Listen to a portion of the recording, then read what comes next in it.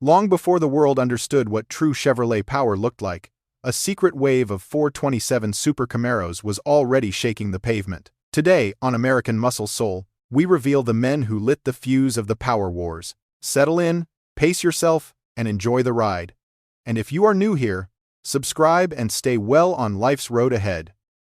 By the late 1960s, America had become a nation obsessed with power. Every year brought louder exhaust notes rolling through small towns, bigger engines filling dealership showrooms, and street races where reputations rose and fell under the glow of diner parking lot lights. Detroit could not build horsepower fast enough. Chevrolet, Ford, and Dodge kept pushing their limits with each model year, feeding a public that believed speed was a birthright rather than a luxury. Yet even in this era of excess, there were people who looked at the fastest machines of the day and felt nothing but impatience. A factory rating of 375 horsepower might have impressed most buyers, but these purists were not most buyers. They wanted cars that hit harder, revved angrier, and pulled farther than anything a corporate engineering department could safely approve. For them, power was not a number. It was a statement. History likes to celebrate icons. When people talk about American speed, the name Carroll Shelby often rises first, carried by the legend of the Cobra and the raw brutality of the early Shelby Mustangs. But this story does not belong to him. Instead, it belongs to a different group. Men who operated in the shadows of official Chevrolet policy. Men who refused to accept that the factory would never build a Camaro with a 427 cubic inch big block under the hood. Men who quietly built them anyway. Their creations did more than bend the rules. They ignited a full-scale power war that reshaped the underground performance world and pushed the Camaro far beyond what its designers ever intended. And that hidden war begins with the first of the 427 Super Camaros. That hidden war did not erupt out of nowhere. It was born from an unusual tension inside Chevrolet itself. By 1966, the company had a brand new pony car, ready to challenge the Mustang. Yet one rule remained unbreakable within corporate walls. No Camaro would leave the factory with a 427 cubic inch big block. The official reasoning was simple. Chevrolet wanted to protect the Corvette as the performance flagship, but on the street that policy felt less like strategy and more like a locked door that someone was going to kick open. Dealers knew their customers. They saw young buyers walk into showrooms asking for more torque, more displacement, more everything. Camaro shoppers wanted a real heavyweight, something capable of standing nose to nose with the wildest machines Detroit offered. And when the factory said no, some dealers simply decided that the factory had run out of imagination. Back then, the ordering system contained small cracks that only the sharpest operators understood how to exploit. You could sometimes order engines that were not supposed to be paired with certain models. You could access parts never advertised in brochures. And with enough nerve, you could turn a regular Camaro into something Chevrolet would never publicly acknowledge. This is where the story tightens around 3 men and 3 regions, each ready to light the fuse. In Pennsylvania stood Don Yenko, a racer with a surname already etched into local Chevrolet history. In New York, the quiet but fearless Joel Rosen was building a reputation inside his motion performance shop, soon to collide with Baldwin Chevrolet. And in Chicago, the Stefani brothers of Nicky Chevrolet were preparing to leverage their racing success into something far bigger than dealership sales. Different backgrounds, different cities, one shared belief. If Chevrolet would not build the ultimate Camaro, they would. The first man to take that belief and turn it into a moving, thundering reality was Don Yenko. His path toward the 427 Camaro did not begin with a clean sheet of paper. It began decades earlier in a small Pennsylvania town, where the Yenko family dealership had been part of Chevrolet history since the 1920s. Don grew up surrounded by engines, metal, and customers who lived for the feeling of American horsepower. But he also grew up competitive, and that instinct followed him through his years as an Air Force pilot and directly onto the racetrack. By the early 1960s, Yenko had carved out a serious reputation behind the wheel of a Corvette. Yet as strong as those Corvettes were, they kept running into a stubborn problem. The Shelby machines of the era simply outpaced them. Every loss carried the same message. If Don wanted to win, if he wanted to build something that could silence the Cobras and the early Shelby Mustangs, he would have to create it himself. His first breakthrough came not with a Camaro, but with the second-generation Corvair. Light, nimble, and strangely European in character, it became the foundation for the Yenko Stinger. That car proved two things.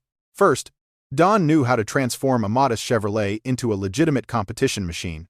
And second, there was a real market for high-performance cars that the factory refused to build. So when the Camaro arrived in 1967, Yenko saw an opening. He ordered cars equipped with the factory 396 engine, removed it, and replaced it with a 427 cubic inch L72 big block, sourced through Chevrolet's own internal channels. It was a bold move. It was also exactly what Camaro fans had been waiting for.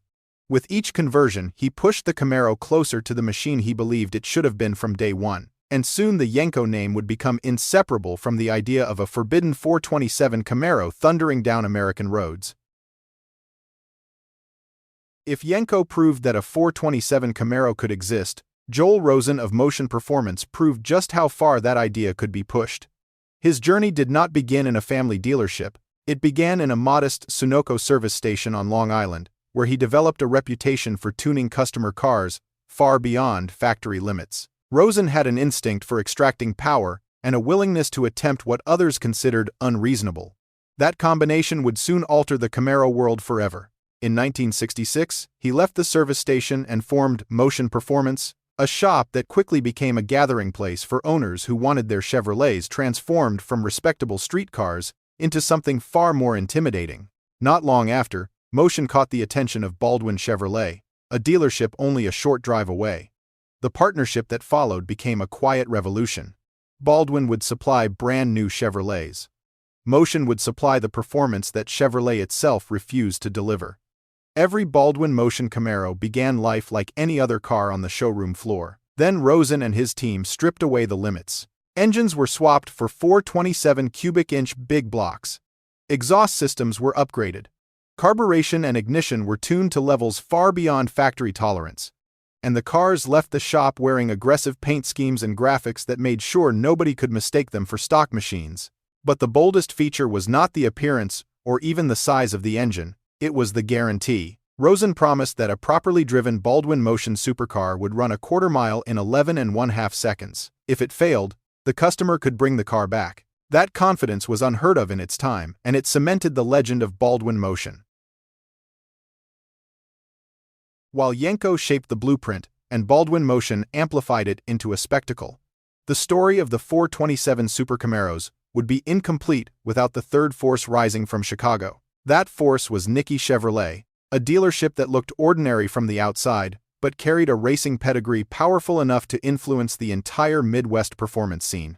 Long before Nicky sold its first modified Camaro, the Stefani brothers had already earned respect in competition circles. Their Corvette, known across paddocks as the Purple People Eater, dominated the SCCAB production class in the late 1950s, capturing consecutive national titles and proving that Nicky understood not only how to sell cars but how to make them win. Customers noticed. More importantly, racers noticed. So when the Camaro debuted, Nicky Chevrolet did not wait for permission to build something extraordinary. In 1967, they created one of the earliest documented dealer-built 427 Camaros by ordering a car configured for ease of conversion, removing its original engine, and installing a 427 cubic inch L72, sourced through Chevrolet channels. The result carried the confident stance and raw strength that local street racers craved. Nicky did not stop there.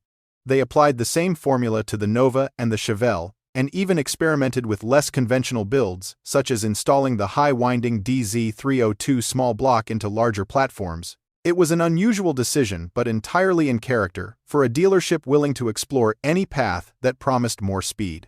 With Nicky Chevrolet, the 427 Camaro movement gained a third pillar, and the power war that Yenko and Baldwin-Motion had ignited grew beyond regional borders. By the end of the 1960s, the power war had three fronts: Pennsylvania with Yenko, New York with Baldwin-Motion, Chicago with Nicky Chevrolet. Each was building 427 Camaros that the factory refused to produce. Each was pushing the limits of Chevrolet engineering further than any corporate executive ever intended. And for a brief moment it felt as if nothing could stop them. But the downfall of this golden era did not come from lack of demand or lack of courage. It came from a force none of them could outrun. As the 1970s began, the United States placed new emphasis on emissions control and public safety. A three-letter agency now held the authority to decide not only what the factories could build, but also what the dealers and performance shops could legally sell. For Don Yenko, the shift was immediate.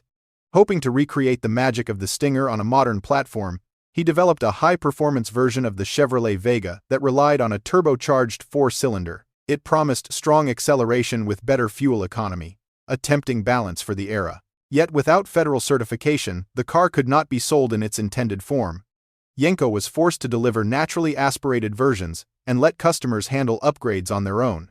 The momentum that once defined his brand began to fade. For Baldwin-Motion, the consequences were harsher. Their supercars were built new, sold new, and were unmistakably modified beyond factory emission standards.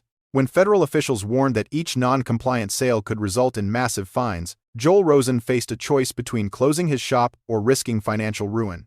He chose survival and ended all street legal builds. Nicky Chevrolet lasted only a little longer. As regulations tightened, the market for extreme performance shrank, and the famous Chicago powerhouse closed its doors. In only a few short years, the power war that had transformed the Camaro was brought to an abrupt and unforgiving end. Yet, even as the original power war collapsed under the weight of regulation, its echoes refused to disappear. The 427 Super Camaros may have vanished from dealership floors, but they did not vanish from memory. Instead, they evolved into something rarer and far more valuable. Symbols of a moment when a handful of determined builders pushed Chevrolet performance past every corporate barrier in their way. As the years passed, collectors began hunting the remaining Yenko, Baldwin-Motion, and Nicky machines with the same intensity that street racers once pursued quarter-mile victories. Survivors were few. Many cars had lived hard lives, raced repeatedly, wrecked, rebuilt, and sometimes lost entirely. Those that endured became treasures. A genuine Yenko Camaro from 1967, 1968, or 1969 could command prices unimaginable when the cars were new. Baldwin-Motion machines, especially the wild Phase 3 Corvettes, and the unmistakable Camaros, with their bold stripes and raised hoods, became museum pieces. Nicky conversions grew just as revered, partly because of their Chicago racing heritage and partly because production numbers were so small. And then, something unexpected happened in the 21st century. The spirit of the power war began to stir again. Modern muscle returned in force. A Mustang GT with nearly 500 horsepower. A Camaro ZL, one capable of embarrassing supercars once considered untouchable. A Challenger Hellcat delivering more than 700 horsepower right out of the showroom.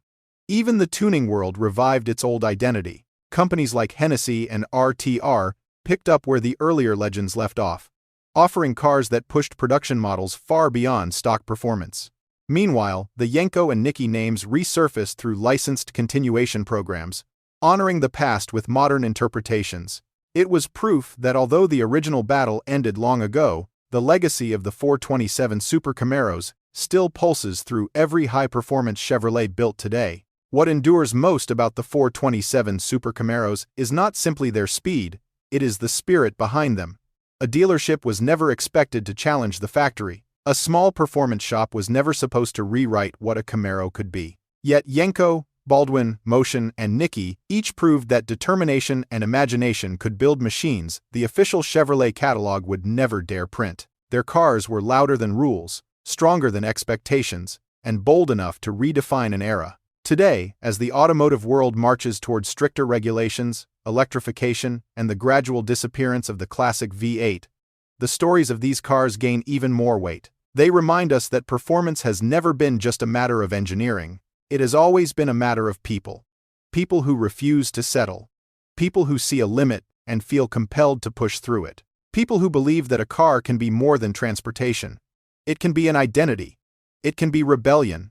It can be freedom. The 427 Super Camaros were born from that belief. And although their time was short, their legacy continues to shape every discussion about American performance. Whether in a museum, a private collection, or roaring down a quiet back road, each surviving car carries the same message. Speed will always find a way. Thank you for taking this journey into one of the most explosive chapters in Chevrolet history. If you enjoyed the story of these hidden legends, consider supporting the channel. Leave a like so more enthusiasts can discover this tale. Share the video with friends who live for old-school power. And if you want to join us for more rare machines and forgotten heroes, make sure to subscribe to American Muscle Soul and turn on notifications so you never miss the next chapter. Until next time, enthusiasts.